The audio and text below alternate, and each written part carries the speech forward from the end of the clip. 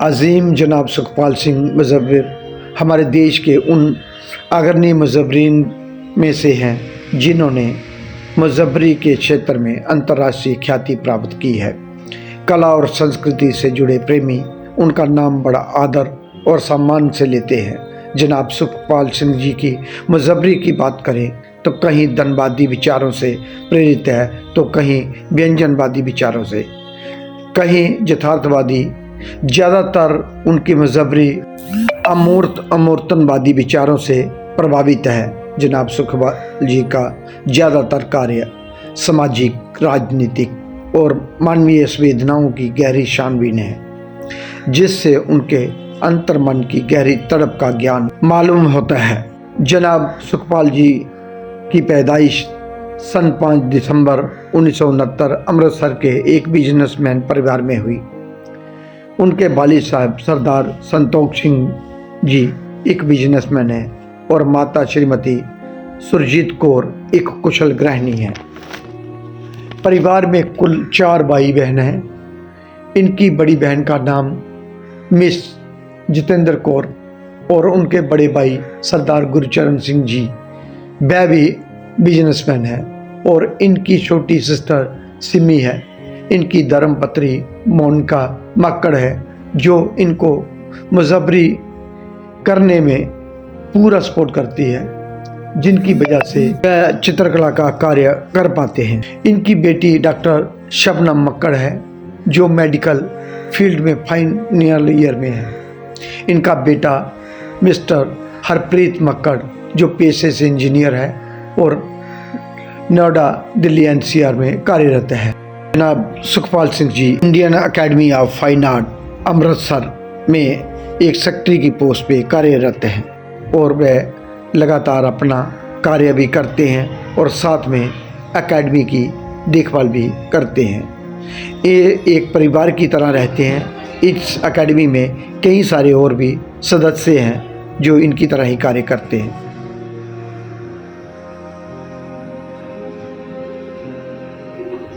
Hello sir, कैसे हो? कैसे हैं? सर, हमारा एक प्रोग्राम चलता है 2 टूक सीधी बात, आप देखा भी होगा। तो मैं चाहता हूँ आज आपके साथ 2 टूक में बातचीत हो जाए ताकि हम जन जन तक समाज सेवा करते हैं वो आपको घर घर तक पहुँचाने का प्रयत्न करेंगे। जो कलाकार आप पे लिखना चाहते हैं, जो यंग न्यू जनरेशन है, बहुत सारे थीसिस लिखने आती है तो उनको कलाकार ढूंढने पड़ते हैं। तो हमारा एक छोटा सा प्रयास रहता है कि हम उन तक आपकी पूरी जीवन की जर्नी पहुंचाने का प्रयत्न करते हैं। आप तैयार हैं सर? आप तैयार हैं? हाँ जी, बिल्कुल। ठीक है, अभी शुरू करते हैं। नमस्कार, आदाब, सत श्री अकाल। 2 टूक सीधी बात प्रोग्राम लेकर एक बार मैं फिर आपकी खिदमत में हाजिर हूँ। जैसा कि आप जानते हो, मैं हर बार आप लोगों को किसी न किसी महान हस्ती से रूबरू कराता हूँ। आज हमारे स्टूडियो में जिन्होंने जन्नत दी है, कलाकार की कोई तारुफ के मोहताज नहीं है, कला की दुनिया में इनको सब जानते हैं। नमस्कार सुखपाल जी, 2 टूक सीधी बात प्रोग्राम में आपका स्वागत है। नमस्कार जी, बहुत बहुत शुक्रिया देवीदास जी। सबसे पहले बताइए कि आपका जन्म कहाँ हुआ और उस वक्त आपका पारिवारिक माहौल कला के प्रति कैसा था, जरा संक्षिप्त में बताइए। ऐसे है जी, मेरा जन्म अमृतसर में हुआ है 5 दिसंबर 1969 में। मैं अमृतसर में हूँ। मेरी फैमिली जो थी सारी वो बिजनेसमैन थी। मेरे ग्रैंडफादर भी काफ़ी बड़े बिजनेसमैन थे। उसी को ही आगे ले जाते हुए मैं भी बिजनेस भी कर रहा हूँ और आर्ट फील्ड में काम भी कर रहा हूँ। बचपन में कब आपको लगा कि आपको कलाकार ही बनना है और कैसा रुझान आपका कला के प्रति पैदा हुआ? ऐसे है कि हमारी फैमिली में तो ऐसा कोई आर्ट के ऊपर कोई काम नहीं करता था, तो मुझे बचपन से ही पेंटिंग करने का शौक़ था। जैसे स्कूल टाइम में थोड़ा काम करना, तो टीचर्स ने देखा कि ये काफ़ी अच्छा काम कर रहा है तो उन्होंने थोड़ा प्रोत्साहित किया। और जैसे कि स्कूलों में कंपटीशन वगैरह होते हैं उसमें पार्टिसिपेट करते करते आगे बढ़ते गए। तो उसके बाद मैंने अपनी ये लाइन चुनी। सुखपाल जी, मैं एक बार फिर आपको बचपन में पीछे ले चलता हूँ कि आपको कब लगा कि आपको आर्ट फील्ड में ही जाना है, और उस वक्त पहले गुरु कौन थे? देखो, मैंने आगे बताया कि स्कूल टाइम में मुझे शौक़ बहुत था पेंटिंग करने का। वो जो आर्ट टीचर होते हैं स्कूल में जो सिखाते हैं, तो उन्होंने देखा कि ये अच्छा काम कर रहा है, इसको मतलब कि अप्रिशिएट करना चाहिए। तो मेरे जो स्कूल टीचर थे पहले तो उन्होंने अप्रिशिएट किया।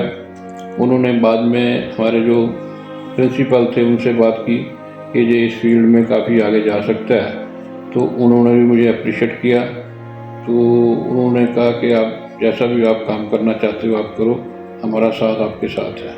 तो आगे ऐसे ही मैं बचपन से ये काम कर रहा हूँ। आप लगातार कार्य करते रहे और आगे बढ़ते रहे, और आपको ये बड़े फील्ड में आने के लिए एक महान कलाकारों की जो एक परंपरा चलती आ रही है, उस कभी आपको लगा कि मुझे भी इन जैसा कलाकार बनना है, मुझे इतनी मेहनत करके जहाँ तक पहुँचना है? हाँ बिल्कुल जी, ये तो सभी कलाकारों का होता ही है कि अप्रिशिएट तो किसी को देख के ही अप्रिशिएशन होती है। सो मुझे एज ए स्कल्प्टर जो राम स्टार जी थे हमारे अमृतसर में, उनका आज से 20-25 साल पहले एक स्कल्प्टर लगा था महाराजा रणजीत सिंह का। तो जब वो स्कल्प्चर वो लगा रहे थे, अपना इंस्टॉल कर रहे थे, तो मुझे वो शौक़ था वो कैसे करते हैं। तो खुद भी यहाँ आए हुए थे, तो मैंने वो देखा, उनसे बात भी की, तो उन्होंने भी मुझे बहुत अप्रिशिएट किया और बहुत कुछ उन्होंने उनसे सीखने को मिला। तो तभी से मतलब कि यही इच्छा हुई कि जैसे ये रामस्तार जी हैं और बड़े कलाकार हैं हमारे यहाँ, जो पंजाब के एक हमारे दिल्ली के सतीश गुजराल जी हुए हैं, उनसे भी मिलने का मुझे मौका मिला। तो उन्होंने भी मुझे बहुत अप्रिशिएट किया कि आप ऐसा वर्क कीजिए तो आप आगे जाएंगे। तो ऐसे मैं आहिस्ता आहिस्ता काम करते गया। तो आपने कहाँ से इसकी एजुकेशन ली? एजुकेशन प्रॉपर तो मैंने इसमें नहीं ली, क्योंकि एज ए मेरी फैमिली बिजनेसमैन थी, तो बिजनेस करते थे। तो पापा का यही था कि आप मतलब कि जहाँ तो MBA करें या BCom करें। तो मैं एज ए BCom किया मैंने, जहाँ अपना सारी क्वालिफिकेशन की। उसके बाद जो मुझे शौक़ था, तो एज ए दिल्ली में मैंने एज ए आर्किटेक्ट का भी कोर्स किया। तो वहाँ इंटीरियर डेकोरेशन का किया, तो साथ साथ पेंटिंग करते रहे। 3-4 साल मैं वहाँ अपना काम करता रहा। तो ऐसे मैं आगे बढ़ता फ्रीलांस काम करते रहे और आज भी आप कर रहे हैं फील्ड में। हाँ। तो आप किस विषय को लेकर कार्य करते हैं, क्या सब्जेक्ट मैटर रहता है, और कौन कौन सी टेक्निक का माध्यम अपने चित्रों में करते हैं? देवदास जी, मेरे जो सब्जेक्ट है वो एब्स्ट्रैक्ट का काम मैं करता हूँ, और जैसे कि ऑयल पेंटिंग भी मैं करता रहा हूँ, और अब एक्रेलिक में मैं काफ़ी काम कर रहा हूँ।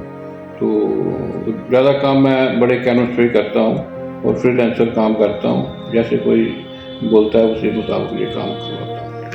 वो आपने बोला ऑयल में भी काम करते हैं, एक्रेलिक में भी आप काम करते हैं, तो आपको दोनों मीडियम में से कौन सा पसंद है, या कौन सा ज़्यादा करते हैं, या इसमें क्या क्या सुविधाएं आती हैं या दुविधाएं आती हैं, या आपको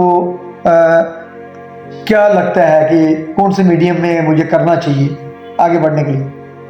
देखो, ऑयल पेंटिंग का ये होता है कि थोड़ा वो ड्राई होने में थोड़ा टाइम लगाता है। जो एक्रेलिक का होता है उसका रिजल्ट भी जल्दी आ जाता है, और काम करने में भी आसानी होती है उसमें। और एक्रेलिक में अभी मैं ज़्यादा काम कर रहा हूँ, क्योंकि आप जैसे वर्कशॉप में भी जाते हैं या जैसे बाहर जाते हैं तो ज़्यादा एक्रेलिक का ही काम होता है। तो उसी में ही फिर हाथ को सारा ठीक हो जाता है। तो एक्रेलिक में ही ज़्यादा मैं काम कर रहा हूँ। लेयर बाय लेयर लगानी पड़ती है, उसमें ट्रीटमेंट उसका होता है, और जल्दी सूखता है और जल्दी रिजल्ट आता है सामने, ज़्यादा जल्दी आता है। हाँ। अब तक आपने कहाँ कहाँ प्रदर्शनियाँ की? देवदास जी, मेरी सबसे पहले प्रदर्शनी थी 1988 में आईफैक्स गैलरी में, अपना मैंने शो किया था। तभी बचपन था, वहाँ को बड़ा कुछ सीखने को मिला। उसके बाद मैंने अपना बिरला एकेडमी कलकत्ता में अपना शो किया, बॉम्बे में अपना शो किया। अमृतसर में मैं रहता हूँ, हमारे आर्ट गैलरी है जहाँ पे काफ़ी शो मैंने किए। ग्रुप शो तो खैर बहुत किए मैंने, तो ऐसे चलता रहा काम। आप कौन कहाँ वर्कशॉपें की और सिम्पोजियम किए, जरा इसके बारे में भी बताएं। मैंने शिमला में सर वर्कशॉप की है, जम्मू में, उधमपुर में वहाँ वर्कशॉप की है, दिल्ली में काफ़ी वर्कशॉप की हैं। हमारा एक दिल्ली इंटरनेशनल फिल्म फेस्टिवल हुआ करता था पहले, अब भी है, वहाँ पे भी मैंने काफ़ी वर्कशॉप्स की हैं। सो जयपुर में मैंने किया है वर्कशॉप, काफ़ी बड़ी वर्कशॉप की है। तकरीबन अभी तक मैं 100 से ऊपर वर्कशॉप अटेंड कर सका हूँ। अब तक आपको कौन कौन से अवार्ड, स्कॉलरशिप या फेलोशिप आपने अप्लाई किए और मिले आपको, जरा संक्षिप्त में बताइए। अवार्ड मुझे आईफैक्स गैलरी से भी मिल चुका है, और ललित कला अकेडमी से भी मिल चुका है, और पंजाब ललित कला अकेडमी से भी मिल चुका है अवार्ड, और हमारी Indian academy of fine art में भी मुझे 4-5 बार अवार्ड मिल चुके हैं। मित्रों, कला चर्चा आगे बढ़ाने से पहले एक नज़र डालते हैं हम सुखपाल सिंह जी के द्वारा बनाए गए चित्रों में कुछ इस तरह। अजीम मुज़व्विर जनाब सुखपाल सिंह जी की मुज़व्वरी की बात करें तो इन्होंने अमूर्तन मुज़व्वरी में महारत हासिल कर रखी है। इन्होंने अपने कार्य में रंगों, आकारों और रेखाओं के माध्यम से अपनी भावनाओं को व्यक्त करने का प्रयत्न किया है। इक्तिदा अमूर्तन मुज़व्वरों ने मुज़व्वरी के पारंपरिक नियमों को तोड़कर अपनी एक दुनिया बनाते हैं जो हकीकत से परे होती है। इनका मुख्य मकसद सिर्फ बाहरी सुंदरता को दिखाना ही नहीं, बल्कि रूहानी मानसिक भावनाओं के रंगों के माध्यम से पेश करना होता है। तस्वीरी तत्वों जैसे रंगों, रेखाओं और बनावट, टेक्सचर का योग करके एक ऐसा दृश्य बनाते हैं जिसे शब्दों में बयान नहीं किया जा सकता, केवल महसूस किया जाता है। अमूर्त पेंटिंग के देखने वाले दर्शक भी समझ के अनुसार उनका अर्थ निकालते हैं, जिससे कला और अनोखी हो जाती है। अमूर्त मुज़व्वरी इंसान के जज्बातों की रूहानी तस्वीर है जो उसे कायनात की छिपी हुई सच्चाइयों से परिचित कराती है। जनाब सुखपाल सिंह जी की पेंटिंग में सूफीवाद और रूहानी एहसास को अमूर्त रंगों के जरिए पेश करती है, जिससे आडंबर नहीं बल्कि इबादत नजर आती है। जनाब सुखपाल सिंह जी आज अमृतसर में ही रहकर अपने परिवार के साथ एक सुकून भरा जीवन बिता रहे हैं और साथ में उसके चलते चलते अपना कार्य भी कर रहे हैं। जहां कार्य कर रहे हैं वहीं दूसरी ओर वह अपना बिजनेस भी संभालते हैं, अलग अलग जगहों पे प्रदर्शनियां भी लगाते रहते हैं। सुखपाल जी, आप एकेडमी में जॉब भी करते हैं और साथ में अपना कार्य भी करते हैं, दोनों के एक साथ कैसे चलाते हैं, जरा संक्षेप में बताइए। ऐसे है कि हमारे अमृतसर में Indian academy of fine arts है जो आर्ट को बहुत प्रमोट करती है। हमारे यहाँ ईयरली ऑल इंडिया एग्जीबिशन भी होती है, स्टेट एग्जीबिशन भी होती है। मैं as a visual art factory के होने के नाते जहाँ जितनी भी सर्विसेज दे सकता हूँ अपनी तरफ से भी वहाँ देता हूँ। सो हमारी ऑल इंडिया में काफ़ी पेंटिंग्स पूरे इंडिया से आती हैं, पूरे स्टेट्स की आती हैं। उसके लिए बच्चों को बच्चे बड़े इंस्पायर होते हैं, उनको एक प्लेटफॉर्म मिलता है काम करने का, काम डिस्प्ले करने का। तो बच्चों के लिए भी अच्छा है, हमारे लिए भी अच्छा है कि जो मकसद इस गैलरी का, हमारे जो बुजुर्ग थे जिन्होंने ये गैलरी बनाई, तो उस मकसद में हम कामयाब हो रहे हैं। सर, मैं आके देखा आपकी एकेडमी हजारों एकेडमियों से बहुत सुंदर, और डिस्प्ले एक कलाकार का कार्य कैसे रखना चाहिए जी, कैसे आप मेंटेन करके रहते हैं। जो बाकी आर्ट संस्थाएं हैं या गैलरी हैं वो भी आपसे प्रेरणा लें कि एक बार आके देखें। देखिए, ऐसे है कि जब तक आपका एज ए जो गैलरी के प्रेसिडेंट या पैटर्न होते हैं या चेयरमैन होते हैं, वो एज ए फादरली होते हैं, तो उनके अंडर जब काम हम करते हैं, सभी आर्टिस्ट होते हैं, किसी को लालच होता नहीं है कि हमें कोई यहाँ को पैसे मिलने या कुछ करना है, सभी अपनी सर्विसेज देते हैं। सो हमारे यहाँ जो जितने भी आर्टिस्ट हैं वो सारे मतलब फैमिली टाइप आर्टिस्ट हैं, सारे इकट्ठे मिलकर बैठकर जो भी डिसीजन लेते हैं इकट्ठे लेते हैं। जैसे कि हमारे इसमें जो मेंबर्स हैं, कुछ आर्किटेक्ट भी हैं, है ना, कुछ बिजनेसमैन भी हैं, कुछ और भी कई तरह के जो लोग हैं, उसी के मुताबिक जो मेंबर्स हैं वो अपनी सर्विसेज देते रहते हैं। जैसे कोई आर्किटेक्ट हमारे पास मेंबर्स हैं तो वो बिल्डिंग सेक्रेटरी है, जैसे वो बिल्डिंग को सारा मेंटेन करते हैं, देखते हैं। जैसे पार्क भी हमारा है, जैसे आप देख रहे थे हमारे पार्क में काफ़ी स्कल्पचर लगे हुए हैं, वो पूरे नीट एंड क्लीन है, सारा कुछ देख रहे हैं।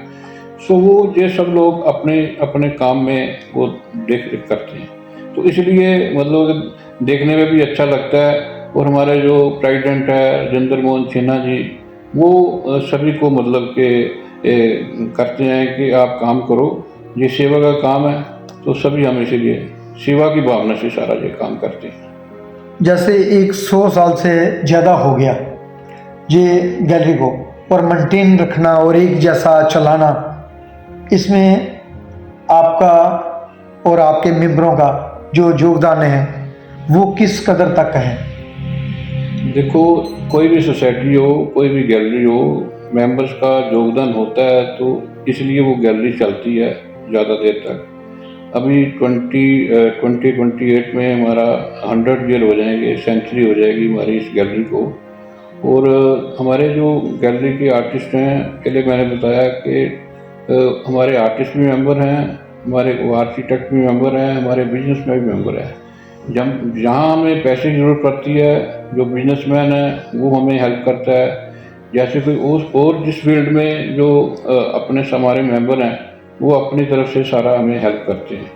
तो जो मैंने बोल रहा हूँ कि जो एज ए प्रेसिडेंट होता है, अगर वो सही काम कर रहे हैं तो ऑटोमेटिकली मतलब सारे मेंबर उनको देख के सही काम ही करें। मैंने देखा आज यहाँ आके, और आपके सभी मेंबरों से भी जितने भी आज मिल सके उनसे बातचीत भी किया, और सबका अपना एक अलग योगदान था और बातचीत भी हुआ। एक परिवार की तरह आप सब रहते हैं, और इसमें आपको क्या लगता है और इसको बेहतर करने के लिए सरकार से किस तरह की मदद चाहिए आप लोगों को? मिनिस्ट्री ऑफ कल्चर है, हमारी ललित कला अकेडमी है, और ये क्या आपके फंड में मदद करते हैं जहाँ आप सेल्फ डिपेंड है? देखो, अभी तक तो हम अपना सेल्फ डिपेंड ही हैं। हम ट्राई तो ज़रूर करते हैं ताकि गवर्नमेंट हमें कोई फंड्स दे, क्योंकि फंड्स के बगैर तो कोई काम हो ही नहीं सकता। तो हमारी गैलरी में जो भी इनकम सोर्सेज होते हैं, अपनी तरफ से हम उसको कवर करके तो अपने ये काम करते हैं। क्योंकि जो भी आप काम करेंगे, चाहे वो एग्जीबिशन हम लगाते हैं, चाहे कुछ भी करते हैं, फंड्स की ज़रूरत तो पड़ती है। सो हम अप्लाई तो करते रहते हैं। बाकी अभी तक गवर्नमेंट इस तरफ थोड़ा कम ही ध्यान देती है। तो कभी कभार कोई ऐसे मतलब कि पॉलिटिक्स या मिनिस्टर आ जाते हैं जिनको आर्ट के प्रति प्यार होता है, तो वो कोई ना कोई फंड हमें देकर जाते हैं। जैसे हमारे चीफ मिनिस्टर रहे हैं कैप्टन अमरिंदर सिंह जी, वो आए हमारी एग्जीबिशन देखने के लिए। तो उन्होंने देखा कि आपकी गैलरी में एसी नहीं लगे हुए, तो उन्होंने तुरंत 10 लाख का चेक दिया कि आप इसको टोटल गैलरी को अपना एसी लगवा लें। तो ऐसे और भी कोई पॉलिटिक्स आते हैं जो आर्ट को प्यार करते हैं, तो वो ऐसे चल जाता है। लेकिन कल्चरल मिनिस्टर से हमें अभी तक कोई हेल्प नहीं मिली। हमने लेटर भी डाली, लेकिन उसका कोई हमें रिस्पॉन्स नहीं मिल रहा। तो हम तो कोशिश करते रहेंगे, हमारा काम है कोशिश करना। बाकी जब हेल्प मिलेगी तो हम और भी अच्छा काम कर सकते हैं। मिनिस्ट्री ऑफ कल्चर के बहुत सारे लोग हमसे जुड़े रहते हैं, और इस वीडियो के माध्यम तक मैं उन लोगों को हाथ जोड़ के विनती करता हूं कि इंडियन फाइन आर्ट जो सोसाइटी है अमृतसर में कला और कलाकार को प्रमोट करती है, और नई पीढ़ी को एक नई दिशा दे रही है। नई पीढ़ी जो नशों की ओर जा रही है, जहाँ गलत रास्ते पे जा रही है, वो आर्ट की ओर उनका रुझान करने का एक बहुत बड़ा दायित्व है आपका। और मेरी पंजाब सरकार प्लस सेंटर में जो सरकार बैठी है उनको इन ऐसी एकेडमियों पे ध्यान देना चाहिए और ज़्यादा से ज़्यादा फंडिंग करना चाहिए, कोलैबोरेशन में ज़्यादा से ज़्यादा कार्य करवाने चाहिए और आप और भी बढ़ चढ़ कर इसमें सहयोग करें। इसमें क्या राय है आप? ये तो सर होना ही चाहिए।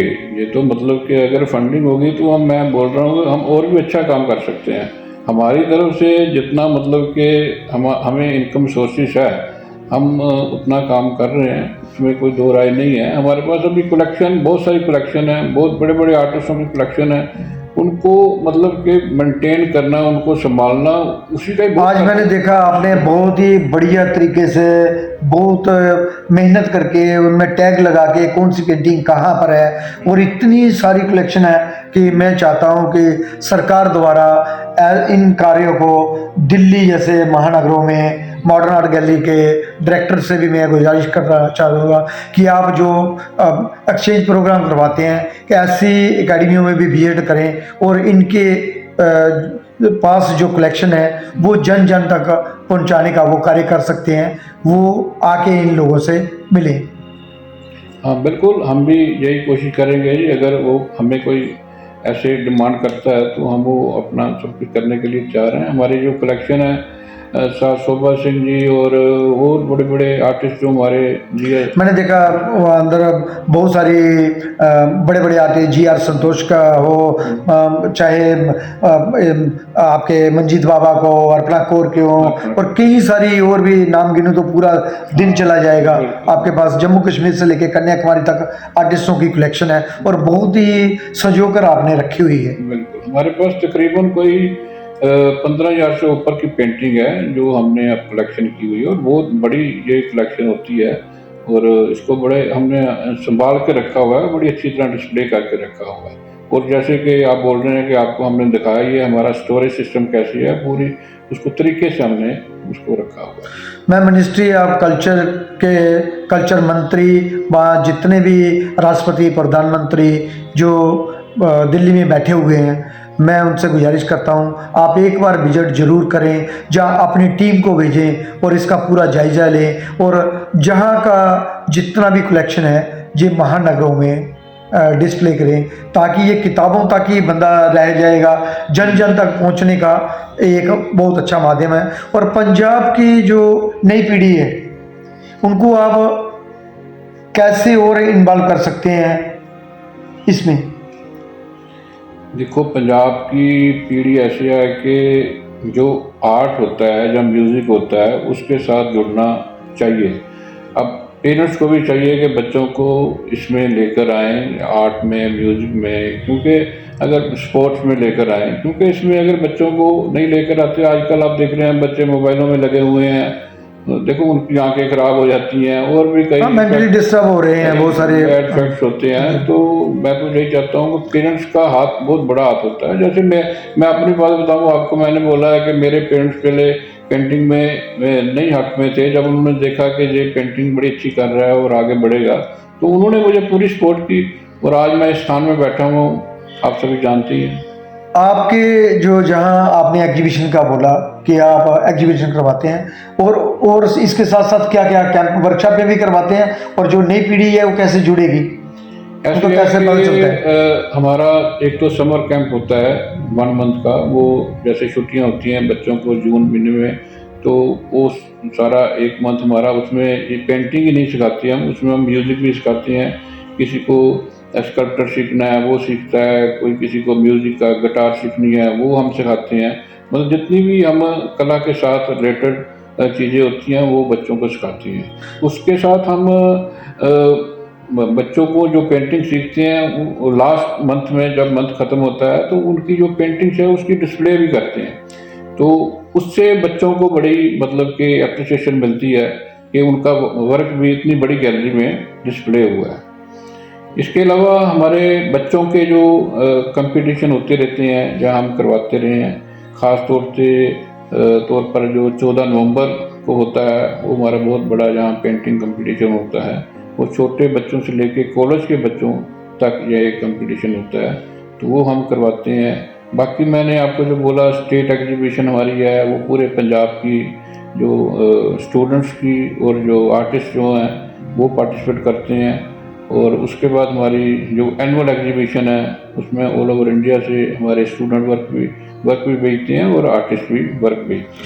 जी, कैसे पता चलता है अगर कोई बाहर बैठा है, ज़्यादा दूर दराज इलाके में, आसाम में बैठा है, कोई दिल्ली में बैठा है, जहाँ पंजाब में बैठा है, जम्मू कश्मीर में बैठा है, लद्दाख में, अगर वो कैसे जुड़ सकते हैं आपके इस एग्जीबिशन के साथ? देखिए, वैसे तो तकरीबन जो इस आर्ट फील्ड के साथ रिलेटेड हैं उनको मालूम ही है, क्योंकि 100 ईयर हो गए हैं हमारी गैलरी को। तकरीबन हमारे जो वेबसाइट्स हैं और आजकल सोशल मीडिया तो है ही है, तो हमारी एक्टिविटीज़ सारे जहाँ जाती है सभी को मालूम ही होता है। तो हमारी वेबसाइट देख सकता है, जहाँ Indian academy of fine arts का जो हमारा पेज है उसको खोल कर देख सकता है, उसमें सारी एक्टिविटी होती हैं तो उससे पता चल जाता है। बाकी जब हमारे जो एग्जीबिशन स्टेट की जहाँ एनुअल होती है तो हम अपने फॉर्म सारे अपना सोशल मीडिया पर डाल देते हैं और काफ़ी रिस्पॉन्स मिलता है। नए नए बच्चे आते हैं, नए नए आर्टिस्ट आते हैं। वो फॉर्म किस नाम से होता है, और अगर कोई खोलना चाहे या उसको अप्लाई करना चाहे, ये कौन से मंथ में होता है? जो स्टेट का हमारा होता है वो दिसंबर में चालू हो जाता है। वो the Indian academy of fine arts के नाम पे हमारा फार्म होता है, आईफा करके। हाँ, आईफा करके होता है, और वो दिसंबर में हमारा ओपन हो जाता है फॉर्म। तो मार्च तक हमारा चलता है वो एग्जीबिशन का सारा। तो अप्रैल में उसका जो सिलेक्शन होती हैं या जिनके अवार्ड आते हैं वो अप्रैल में एग्जीबिशन करके वो डिस्प्ले करते हैं। तो जो एनुअल एग्जीबिशन होती है वो हमारी जो नेशनल की होती है वो हमारी सितंबर में चालू हो जाती है। तो नवंबर तक वो सारी जो एंट्रीज आती हैं, पहले सिलेक्शन होती है, उसके बाद हमारी जूरी आती है, वो अवार्ड के लिए जो बच्चे या आर्टिस्ट होते हैं उनकी सिलेक्शन होती है। तो नवंबर में लास्ट में फिर हम वो डिस्प्ले कर देते हैं।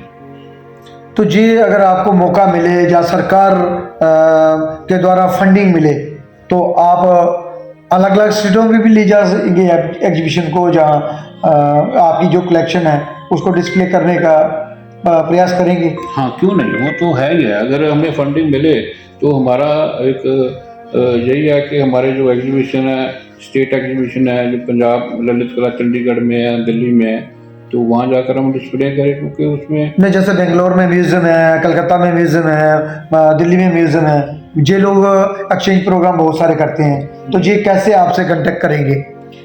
सर वो तो एज ए विजुअल सेक्रेटरी मैं जहाँ पे हूँ, मेरा नंबर भी मैं बता देता हूँ, 9815753515। वो मेरे साथ कांटेक्ट कर सकता है। तो उनके साथ अगर हमारा एक्सचेंज प्रोग्राम होता है तो हमने बजट भी रखा हुआ है अपना एक्सचेंज प्रोग्राम का, तो उस हिसाब से हम कर सकते हैं, कोई दिक्कत वाली बात नहीं है। तो एक बार फिर नंबर बोलिए आप, जो आपसे कांटेक्ट करके इससे बहुत सारे प्रोग्राम होते हैं, बहुत सारों को मालूम नहीं होता, बहुत सारे स्टेटों वाले मालूम करते हैं, और एक बार फिर से अपना नंबर रिपीट करिए। हाँ, मेरा एज ए मोबाइल नंबर है 9815753515। तो आप मेरे से कांटेक्ट कर सकते हैं, जो भी आपकी इंक्वायरी है वो मैं आपको डिटेल में बता सकता हूँ। मित्रों, जो भी दिल्ली या दिल्ली के बाहर, जहाँ पंजाब, जम्मू कश्मीर से लेकर कन्याकुमारी तक इस वीडियो के माध्यम से जुड़ रहा है या देख रहा है, मैं उन तमाम डायरेक्टर व चेयरमैन जो अकेडमियों के हैं या डायरेक्टर जो म्यूज़ियम के हैं, उनसे गुजारिश करूँगा कि इनके पास बेहतरीन कला के कलाकारों के कार्य हैं और बड़े बड़े स्कल्पचर व बहुत सारी पेंटिंग इनके पास कलेक्शन में है। अगर वो अपने वहाँ शो करना चाहें तो इनसे कांटेक्ट करें। इनका नंबर 2 बार बोला है और आप डायरेक्ट इनसे संपर्क कर सकते हैं। नाम है इनका सुखपाल सिंह जी, और ये यहीं पे कार्यरत हैं, और आप फ़ोन करके इनसे लिंक से जुड़ सकते हैं। इसके साथ मैं थोड़ी बात और ऐड करना चाहता हूँ देवीदास जी, क्योंकि ये आपका जो आप ये काम करते हैं ये बहुत बढ़िया काम कर रहे हैं। इसके ज़रिए सभी स्टूडेंट्स को या आर्टिस्टों को सारा पता चलेगा जो आर्टिस्ट जैसे स्कल्पटर में इंटरेस्टेड हैं तो हमारे यहाँ स्कल्पटर जो सिखाते हैं बिल्कुल फ्री में सिखाते हैं। हाँ, मैंने आज देखा इधर बहुत सारे कार्य बच्चे करने आते हैं, सीखने आते हैं। सीखने आते हैं। हाँ, वो फ्री ऑफ कास्ट होता है फ्री ये। ऑफ कास्ट होता है। दूसरा हमारा ये भी होता है कि जैसे बाहर से कोई अपना शो लगाना भी चाहता है, उसका हम देखते हैं कि जिसके पास कोई पैसे नहीं, आने जाने के पैसे नहीं है, या पेंटिंग्स लेकर आना उसका खर्चा होता है, तो वो हमें लिखकर भेज सकता है कि सर मैं ऐसे ऐसे मेरे पास कोई इनकम सोर्सेस नहीं है, तो हम अपनी कमेटी में बैठ के डिस्कशन करके उसको फ्री भी करा सकते हैं। उसका आने जाने का खर्चा, जहाँ डिस्प्ले का खर्चा जो भी होगा उसका नहीं होगा, वो अपनी तरफ से हम वो करवाते हैं। तो ऐसे हम ये काम कर रहे हैं। सुखपाल सिंह जी, जैसे आपके पास बहुत अच्छी गैलरी है, और अगर कोई बाहर से आपके जहाँ शो करना चाहता है, जहाँ क्यूरेटर कोई शो करना चाहता है, और दोनों के बारे में आप बताइए, जो क्यूरेटर शो करेगा, जहाँ जो खुद ग्रुप शो करेगा, जहाँ सोलो शो करना चाहता है, तो वो कैसे आप गैलरी देते हैं, और जहाँ रहने की व्यवस्था उसका पूरा डिटेल में बताइए, क्या क्या प्रबंध है आपके पास? देखिए ऐसे है कि हमारी गैलरी में जैसे आर्टिस्ट कोई बाहर से आता है तो मेन प्रॉब्लम होती है कि वो कहाँ रहेगा, होटल में रहेगा, खर्चा होगा ज़्यादा। तो हमारी गैलरी का, हमारे प्रेसिडेंट का यही मकसद रहा है शुरू से ही, हमारे शीना साहब का, कि जो भी आर्टिस्ट आए उसको प्रॉपर पूरी सुविधा मिलनी चाहिए। तो फर्स्टली तो मैं आपको बताता हूँ कि हमारा यहाँ डॉर्मेट्री रूम बने हुए हैं। अगर कोई भी आर्टिस्ट यहाँ कर रहना चाहता है, जो आर्टिस्ट या ग्रुप जो भी आएगा यहाँ अपना डिस्प्ले करने के लिए, एग्जीबिशन करने के लिए, तो हम उसको फ्री में वो अपना डॉर्मेट्री रूम्स दे देते हैं, उसका कोई हम खर्चा नहीं लेते। दूसरा, हमारे पास VIP रूम भी हैं, कोई सीनियर आर्टिस्ट आते हैं तो वो भी बड़े आराम से यहाँ रहते हैं, कोई दिक्कत वाली बात नहीं होती। तो 24 आवर हमारी सर्विस रहती है, लड़के जहाँ होते हैं, कोई परेशानी नहीं होती। बाकी रही बात जो आप ग्रुप शो बोल रहे हैं, जैसे कि स्टूडेंट्स का जो ग्रुप शो है वो लगा सकते हैं यहाँ पे, और बहुत नॉमिनल चार्जेस हैं, कोई ज़्यादा चार्जेस हमारे गैलरी के नहीं हैं। हम उतना ही चार्जेस लेते हैं जितना हमारा कोई खर्चा होता है, ठीक है। तो ऐसे में ऑलरेडी काफ़ी ग्रुप शो हमारे पास आते हैं, साल में अपना 30-35 ग्रुप शो हमारे यहाँ लगते हैं जो स्टूडेंट्स के होते हैं। बाकी जो आर्टिस्ट भी होते हैं जिन्होंने अपना वन मैन शो लगाना होता है वो भी आ रहे हैं, ऐसी कोई प्रॉब्लम नहीं, उनको रहने के लिए पूरी सुविधा हमने दी हुई है। सर, जैसे आर्ट फेयर होते हैं इस टाइप पे, अभी एक नया ट्रेंड चला है, बहुत सारे फेस्टिवल होते हैं, क्या इसके लिए भी आप गैलरी देते हैं? हाँ जी, आर्ट फेयर के लिए भी हम गैलरी देते हैं जी। वो अपना हमारे पास 20 फीट बाय 40 फीट के 4 हॉल हैं हमारे पास, और एक हॉल हमारा 40 फीट बाय 40 फीट का है जहाँ रेगुलर एग्जीबिशंस लगती हैं। तो स्पेस के लिए हमें कोई प्रॉब्लम नहीं है। और दूसरी बात यह है कि जहाँ हमारी गैलरी जहाँ जिस स्पेस में है अमृतसर में, बिल्कुल मतलब सेंटर एरिया है वो, मतलब कि पॉश एरिया है जहाँ, और बहुत ही शांत वातावरण है, कोई डिस्टर्बेंस नहीं है यहाँ, और इतना लोकेशन वाइज प्लस बहुत ही बढ़िया है, लोकेशन बहुत बढ़िया है। वही बोल रहा हूँ कि जैसे अमृतसर का जो सेंटर एरिया है वहाँ पे हमारी गैलरी मतलब कि बनी हुई है। अगर गैलरी में आना हो तो जी कौन सी लोकेशन है ये भी बताइए आप। हमारी गैलरी जो है, मेन जो रोड हमारी पड़ती है Madan Mohan Malviya road, MM Malviya road इसे बोलते हैं, और ज़्यादा अगर होगा तो नावल्टी चौक बोल देते हैं, उसके पास हमारी ये गैलरी है। और अब एक चीज़ और बताइए आप, जो ये गैलरी है, और अगर कोई कैंप करवा होते हैं, कोई अगर स्पॉन्सर करता है कैंप के लिए, तो उसके लिए भी आप देते हैं? हाँ जी, उस कोलैबोरेशन में जो कैंप होते हैं लिए हम देते हैं, कोलैबोरेशन करके देते हैं। ऑलरेडी ऐसे कैंप लगते हैं हमारे पास, ऑल ओवर इंडिया से लोग आते हैं। हाँ, ऑल ओवर इंडिया से जो आते हैं, उनके रहने खाने पीने की व्यवस्था कैसे करेंगे वो सब इधर, जैसे वो कोलैबोरेशन जैसे हो जाती है हमारी, हम अपने स्पेस दे देते हैं, अपनी सारी रहने के लिए हम फ्री में दे देते हैं, तो बाकी खर्चा वो अपना वो कर लेते हैं। तो कुछ फॉर्मेलिटियाँ रहती हैं जैसे प्राइवेट और सरकारी की, तो वो आपसे संपर्क करके आप बता देते हैं, वो नेगोशिएट हो जाता है सर, उसमें कोई बड़ी बात नहीं होती। तो वो हमारी तरफ से जितनी सर्विसेज होती है हम पूरी प्रोवाइड करते हैं। मैं एक बार फिर पूरे देशवासियों, जो हमारे देश में अलग अलग कोने में कलाकार रहते हैं या क्यूरेटर भाई रहते हैं जो अलग अलग जगह शो करते हैं, ये बहुत ही बढ़िया गैलरी है और बहुत अच्छी लोकेशन है और कला और कलाकार दोनों को प्रमोट करती है। आप इस गैलरी को बुक करें, सुखपाल जी का नंबर इसमें दिया हुआ है, इनसे संपर्क करें और अपना शुरू करें जहां शो लगाना। और ये बहुत ही अच्छी स्पेस है और बहुत ही लोकेशन वाइज भी शांत वातावरण है। इनके पास किसी भी चीज़ की कमी नहीं है। गैलरी स्पेस अच्छी है, लोकेशन वाइज अच्छी है और रहने खाने पीने के लिए भी जहाँ सुविधा है, आप संपर्क करके जहाँ शो कर सकते हैं। सुखपाल जी, आपकी हॉबी है वो क्या क्या है और आपको क्या क्या अच्छा लगता है? जो म्यूज़िक के या अदर एक्टिविटी करने वाले हैं उनके लिए आपके पास क्या क्या सुविधाएं? देखो, जो कलाकार होता है, आर्टिस्ट होता है, नेचुरली म्यूज़िक का बहुत शौक़ है। मुझे म्यूज़िक सुनने का बड़ा शौक़ है। मैं गाता नहीं हूँ लेकिन सुनता ज़रूर हूँ। म्यूज़िक सुनने का शौक़ है, कविता सुनने का शौक़ है, ऐसे शौक़ मेरे हैं। बाकी हमारी गैलरी में म्यूज़िक के लिए बहुत सुविधा है। हमारे पास एक ऑडिटोरियम है जो तकरीबन 350 सीटिंग है उसमें। तो हमारे ऐसे म्यूज़िक प्रोग्राम जहाँ चलते ही रहते हैं, मतलब एक मंथ में हमारे 4-5, मतलब एक हफ्ते में एक म्यूज़िक प्रोग्राम तो होता ही है।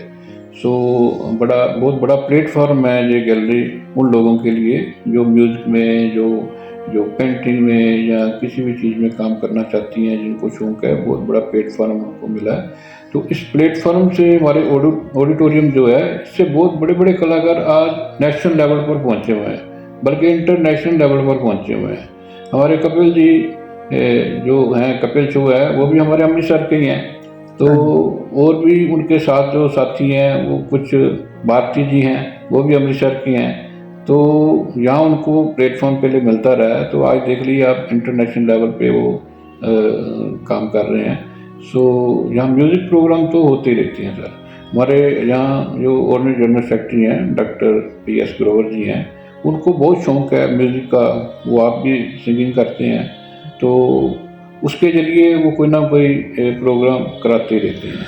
अभी हमारे जो पुराने जो कलाकार हैं, जैसे लोग भूलते जा रहे हैं, जो म्यूज़िक डायरेक्टर हैं उनको भूलते जा रहे हैं। जैसे शहर लुधियानवी की हमने नाइट करवाई थी, तो अभी धर्मेंद्र जी जब हमारे गए तो उसकी भी हमने एक म्यूज़िक शो सारा किया था।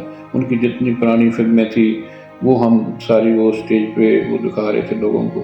तो ऐसे एक काम हम करते रहते हैं, गैलरी कला और कलाकार को प्रमोट करते रहते हैं और ये प्रोग्राम भी आपके चलते रहते हैं। हाँ, चलते रहते हैं। सुखपाल जी, एक आखिरी सवाल, हाँ। जो बाहर नई पीढ़ी के कलाकार या पंजाब की जो नई पीढ़ी है, उनको क्या जुड़कर, मिलकर, टिक कर कार्य कर सकें और नशों की ओर ना जाके, ये एक मेडिटेशन है, कला एक साधना है, और उसमें कैसे जुड़ सके?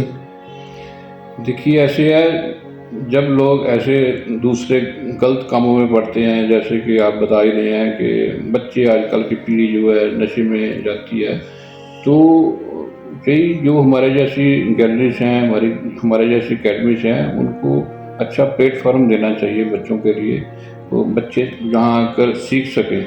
जैसे मैं बोल रहा हूँ कि हम फ्री में सिखाते भी हैं। पेंटिंग तो चलो हमारी क्लासेस भी लगती हैं जहाँ पे वो पेड होती हैं, बहुत नॉमिनल चार्जेस होते हैं, क्योंकि जो आर्टिस्ट सिखाते हैं बच्चों को उनको भी हमें देना पड़ता है और वो नॉमिनल चार्जेस हैं। वो स्कल्पटर के लिए हमारे पास हमारे मेंबर हैं, हमारे गैलरी के नरेंद्र स्कल्पटर, बहुत फेमस स्कल्पटर हैं। तो उनका मकसद है कि बच्चों को मैं फ्री मतलब के सिखाता हूँ। तो ये सारी गैलरीज जैसे और भी प्लेटफॉर्म है बच्चों को मिलने चाहिए ताकि वो इस ओर आएँ। सो ये मकसद होना चाहिए सारी गैलरीज का। आपके कलाकार मेंबर कितने ग्रुप के हैं और कितने जुड़े हुए हैं, और वो अगर कहीं बाहर कैंप या वर्कशॉप में जाना हो तो कितने लोग आपके पास हैं जो जा सकते हैं? हमारे जो वर्किंग आर्टिस्ट हैं वो 15-20 आर्टिस्ट हैं जो वर्किंग आर्टिस्ट जो काम कर रहे हैं, वर्कशॉप भी अटेंड कर रहे हैं। मेंबर्स हमारी गैलरी के ऑलरेडी 150 के पास तो मेंबर हैं हमारे। लेकिन वही मैं जो बहुत बात बता रहा था कि सारे आर्टिस्ट नहीं हैं, कुछ आर्किटेक्ट हैं, कोई बिजनेसमैन हैं, ऐसे मिक्स में हैं। लेकिन जो वर्किंग आर्टिस्ट हैं हमारे पास जो इस वक्त काफ़ी अपने इस आर्ट फील्ड में काम कर रहे हैं वो 15-20 आर्टिस्ट हैं जो कैंप भी लगा रहे हैं और एग्जीबिशंस भी लगा रहे हैं, अपने शो भी लगा रहे हैं। इनकी अगर लिस्ट लेनी हो या इनसे संपर्क करना हो तो आपसे करें तो मिल सकते हैं हाँ। सबकी लिस्ट?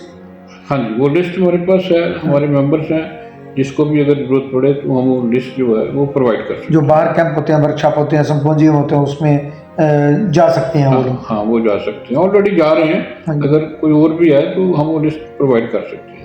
तो इसमें बहुत बड़े बड़े आर्टिस्ट हमारे पास जहाँ मतलब पोर्ट्रेट नहीं, मैंने कलेक्शन में देखा बहुत इतनी कलेक्शन संजो कर रखी हुई है, संभाल के रखी हुई है। मैंने बहुत सारी जगह देखी। मैं खुद ललित कला अकेडमी रीजनल सेंटर गढ़ी में रहता हूँ। हमारे पास इतनी उस टाइप की स्पेस नहीं है, ना ही अगर स्पेस है भी तो उस तरह हमें संजो के रखने का आपके जहाँ आकर सीखना चाहिए। मैं ये भी रिक्वेस्ट करूँगा, जैसे और भी कई गैलरीज हैं, वो हमने एक एग्जाम्पल क्रिएट किया है कि पेंटिंग को कैसे मतलब कि संभाल के रखना चाहिए, ताकि पेंटिंग आपस में जब इतनी आपके पास हज़ारों की तादाद में पेंटिंग हो तो नेचुरली आपस में वो इकट्ठी होकर उसका पेंट भी उतरेगा या कुछ भी होगा। तो हमने बड़े तरीके से उसको एक रैक सिस्टम से बनवाया है। और जैसे हमारी पेंटिंग कोई सेल होती है तो हमें ये पेंटिंग सारी मतलब कि निकाल कर दिखानी नहीं पड़ती। तो हमने एक इन्वेंट्री बुक लगाई है, अगर कोई परचेज करना चाहता है वो अपनी पसंद करे, उसी के हिसाब से नंबरिंग लगी होती है, तो उसी नंबर को हम निकालते हैं तो पेंटिंग वो। जैसे बड़े बड़े बायर हैं, बाहर बैठे हैं और जिनको मालूम नहीं है और वो खरीदना चाहते हैं कारें, तो क्या वो लोग भी यहाँ से ले सकते हैं? हाँ, बिल्कुल बिल्कुल, ऑलरेडी ऐसे लेते हैं। जैसे होटल्स वाले हैं, रेस्टोरेंट वाले हैं, वो आकर हमारे से पेंटिंग लेते हैं। और हम फिर वो ऐसे करते हैं कि 1 महीने में हमारा ये एक हम अपना एग्जीबिशन भी लगा देते हैं जो हमारी पेंटिंग सेल होने वाली होती है, और बहुत मिनिमम चार्जेस में हम वो दे देते हैं ताकि पेंटिंग एक अच्छी जगह पहुँच सके और डिस्प्ले हो पाए, पब्लिक तक पहुँच सके। यही मकसद है। दोस्तों, बहुत सारे आर्किटेक्ट हैं, बहुत सारे गैलरी वाले हैं दिल्ली और बॉम्बे महानगरों में जितने भी, अगर वो वीडियो देख रहे हैं इनके पास आकर एक बार विजिट करें। और बहुत ही बेहतरीन कार्य सजा के रखा हुआ है बड़े बड़े कलाकारों का। शायद ऐसे कलाकारों को देखने में हमें किताबों में मिलता है। आप एक बार विजिट जरूर करें और आपकी पसंद का कार्य जहाँ मिल सकता है इनसे संपर्क करें और ले लें। धन्यवाद सुखपाल जी, आप 2 टूक सीधी बात प्रोग्राम में आए, आपके बारे में जाना, आपकी कला के बारे में जाना और आपकी एकेडमी के बारे में आपने इतनी महत्वपूर्ण जानकारियां दी कि इसमें क्या क्या हो सकता है, कैसे बुकिंग हो सकती है, कैसे शो कर सकते हैं। धन्यवाद आपका। थैंक यू देवदास जी, आपका भी बहुत बहुत धन्यवाद। आपने ये जो आप कार्य कर रहे हैं ऐसे मतलब कि सभी लोगों का, सभी आर्टिस्टों का, इससे मतलब कि काफ़ी लोगों तक जो हमारी आवाज़ नहीं जाती वो आप आवाज़ पहुंचा रहे हैं। सर, मैं परमात्मा ने मेरे भेजा है आप लोगों की जैसे कलाकारों की सेवा करने के लिए, और मैं वो कर रहा हूँ। और मित्रों, अगली बार हम फिर मिलेंगे किसी नई जगह नए कलाकार के साथ। तब तक देवीदास खत्री को दे इजाज़त। खालसा, वाहिगुरू जी की फतेह।